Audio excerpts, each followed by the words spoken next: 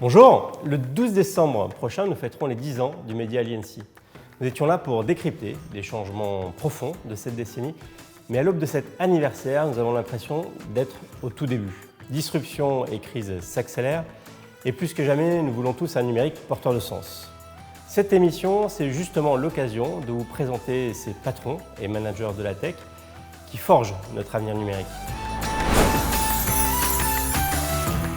Mon invité du jour, après un passage chez Vinci et quelques années au sein d'Altran, il cofonde Weevoo. Nous sommes rencontrés au sein de Croissance Plus. Thibaut Desremaux, bonjour. Salut Sylvain. Alors, on parlait de Weevoo et il y a aussi une autre boîte que tu as cofondée. Oui, WeShow. Voilà, on a monté un groupe qui s'appelle WeGroup et qui, a plusieurs entreprises. Une qui s'appelle Weevoo, qui est acteur du product management en France, et une autre qui est plus récente, qui s'appelle WeShow, qui est plutôt acteur de la tech. Créé il y a 4 ans. Un peu moins, ouais. On fêtera nos 4 ans à la fin d'année, ouais. Super. Alors, les règles du jeu, je vais t'embarquer pour une série de questions pour découvrir trop cool. Ton parcours, ta vision sur le numérique. Et pour débuter, c'est quoi les premiers pas dans le numérique pour toi ? Alors, les premiers pas dans le numérique, je dirais que c'était quand j'étais jeune, j'étais au lycée, les premiers PC et tout, je jouais avec des copains, on faisait des jeux, à l'époque, il y avait un truc qui s'appelait Flash, Dreamweaver, etc. Et donc, du coup, ça m'a fait tomber un peu dans les premiers balbutiements du code, les premiers sites internet, voilà. Puis j'y suis retombé un petit peu plus tard par hasard, quand j'ai démarré en tant que business manager chez Altran, dans les environnements IT, et c'est vraiment là où, on va dire, je suis rentré un peu plus dans le détail. Juste avant le passage dans le bâtiment où tu as compris que c'était pas pour toi ou tu souhaitais faire autre chose. J'ai toujours hésité entre S, ES, etc. Bon voilà, j'ai fait une école d'ingé à Lille qui s'appelait HEI, spécialisée avec une spécialité en génie civil. J'ai fait tous mes stages là-dedans, j'adorais ce métier, mais ma femme me voyait pas assez et du coup j'ai décidé d'entamer une reconversion parce que c'est vraiment un métier passion. Voilà, on bosse énormément, c'est dur. Dans ton parcours, comment tu qualifies l'échec en fait, L'échec, on a vraiment, moi en tout cas personnellement, je me dis l'échec c'est un truc, ça n'existe pas vraiment, on peut toujours rebondir, on peut échouer puis rebondir. Donc je qualifierais ça de moyen de bien rebondir. En fait, dès qu'on se prend un mur, en général, on se dit ok, comment on peut rebondir, et c'est toujours un peu comme ça que je pense d'ailleurs chaque entrepreneur dans la tech ou ailleurs se prend des échecs tous les jours, il faut juste savoir vivre avec. Allez, je te propose de poursuivre le parcours. On vient de passer 10 ans, les fêter au mois de décembre. C'est quoi le fait qui a été le plus marquant pour toi sur ces 10 années écoulées ? Alors, je vais t'en donner deux. Un qui vraiment me marque au quotidien, c'est tout ce qui est intelligence artificielle, où on sent que ça prend vraiment un pas sur nos vies depuis quelques années, voire quelques mois. Tout ce qui est assistant virtuel, les nouveaux outils qui permettent en une phrase de faire un stock de données. Il n'y aura plus de banque d'images, je pense, bientôt. Ça, c'est vraiment un truc que je pense que ça va transformer un peu l'industrie du numérique. Un autre truc, c'est notre métier, on s'est mis là-dedans, c'est le product management. Je pense que c'est un vrai changement de paradigme entre le vieux bon cycle en V qui a encore un peu lieu d'être dans on va dire, les grands groupes.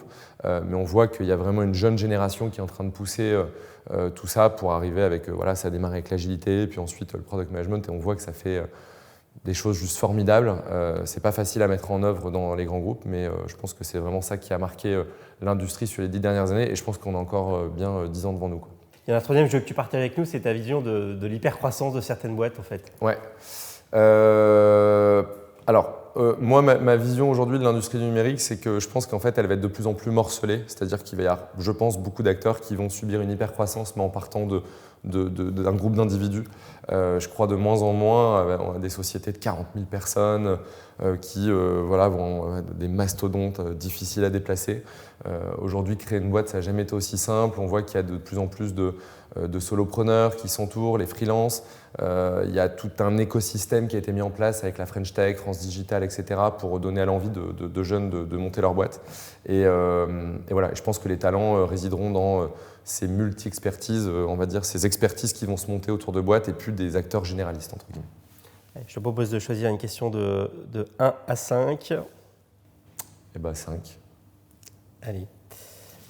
Ta vision du futur du travail, elle fait écho à ce que tu viens de nous dire, je pense. Elle fait un peu écho à ce que je viens de vous dire. Après, je pense qu'il va falloir être… en tout cas, si demain, on est dans un futur du travail, on veut capter des talents, parce que je pense qu'aujourd'hui, dans la tech, c'est vraiment le nerf de la guerre. Va falloir faire confiance, va falloir mettre en place des dispositions pour libérer le travail, c'est-à-dire tout ce qu'on a vu avec le Covid, ne pas mettre de règles, faire en sorte que les gens puissent bosser de chez eux ou d'ailleurs, flexibilité sur les horaires, plutôt on va dire des attendus que des plages horaires. Je pense que c'est vraiment ça le futur du travail. Et après, je pense que le remote, c'est vraiment quelque chose qui va continuer à se développer de manière exponentielle, quoi. Alors, 4 ans, tu avais vécu le Covid aussi, hein, donc effectivement dans la musique du collectif, de ces méthodes agiles. Est-ce que ce travail à distance s'adapte bien? Alors, nous, je pense que c'était facile parce qu'on est dans un milieu qui utilisait déjà, on va dire, tout ce qui était les méthodes agiles, les gens étaient déjà en remote. Quand il y a eu le Covid, je ne sais pas si c'est à ça que tu voulais faire écho, effectivement, je pense que toutes les entreprises ont dû réadapter vite leur mode de travail. Moi, je priais très fort pour tous les grands groupes qui, du coup, étaient peut-être un peu plus ancrés et avec une capacité peut-être moins forte à pouvoir se transformer. Nous, globalement, on n'a pas trop senti le truc, ça a été assez facile, si ce n'est qu'on a eu une baisse de chiffre d'affaires comme beaucoup d'entreprises. On va dire sur les modes de travail, on était déjà un petit peu comme ça. Vous étiez prêt. Ouais. Allez, dernière question sur cette rubrique. Faut-il s'inquiéter de la place du numérique dans nos vies? Par rapport à ce que je disais, oui, un petit peu, je pense, avec tout ce qui est intelligence artificielle, avec un petit peu l'essor de la cybersécurité, où on se rend compte qu'on est quand même… voilà, il peut vite y avoir des gros problèmes d'ampleur là, quand on voit dans la presse les hôpitaux qui se font hacker, etc. Je pense que là, on peut vraiment s'inquiéter de la place du numérique. Après, j'ai plutôt tendance à être optimiste et me dire qu'aujourd'hui, le numérique va permettre beaucoup de choses. Voilà, il y a peut-être des gens qui vont avoir une moins forte pénibilité sur des tâches qui peuvent être automatisées. C'est aussi un moyen pour nous de s'évader dans d'autres mondes. Alors, j'en suis pas forcément fan, mais des gens qui n'ont pas accès à la culture ou l'art via le métaverse ou ce genre de trucs. Voilà, je pense que c'est quelque chose qui doit être qui peut faire du bien à la société. Ouais. Très bien. Allez, on enchaîne. Je te propose on va partager, la sélection, on prépare une sélection de 100 personnalités qui donnent du sens au numérique. C'est quoi celle que tu retiens, toi? Je vais être très banal en disant ça parce que c'est quelqu'un qu'on voit beaucoup en ce moment dans la presse, etc. Mais Marc Simoncini, pourquoi? C'est quelqu'un, j'ai lu son livre il y a quelques années avant de lancer mon entreprise. Et c'est vraiment quelqu'un où son bouquin il est formidable. D'ailleurs, j'encourage toutes les jeunes générations à le lire. Il monte sa première boîte qui, du coup, le rend endetté parce qu'il la vend mais avec des histoires d'action. Et il repart au combat en se disant, on parlait de l'échec tout à l'heure, il repart avec Mythique. L'histoire, elle est dingue. Et en fait, on se dit, il n'y a rien qui est impossible en lisant son livre. Voilà. Et d'ailleurs, je lui avais envoyé un petit message LinkedIn à l'époque pour lui dire j'ai lu ton livre, je monte ma boîte. Bon, j'ai pas eu de retour, mais voilà. Très bien. En tout cas, il t'aura inspiré et contribué à faire ce parcours. Ouais. Est-ce que tu as déjà fait passer un de tes défauts en qualité? Honnêtement, je ne sais pas. Je dirais je suis dur. Et c'est quelque chose qui… Je suis assez dur avec mes équipes, mais de temps en temps, être dur, je pense que c'est une qualité. On est dans une période où on accepte beaucoup de choses et du coup, de temps en temps, être dur, mais juste, peut être une qualité, je pense. Ouais.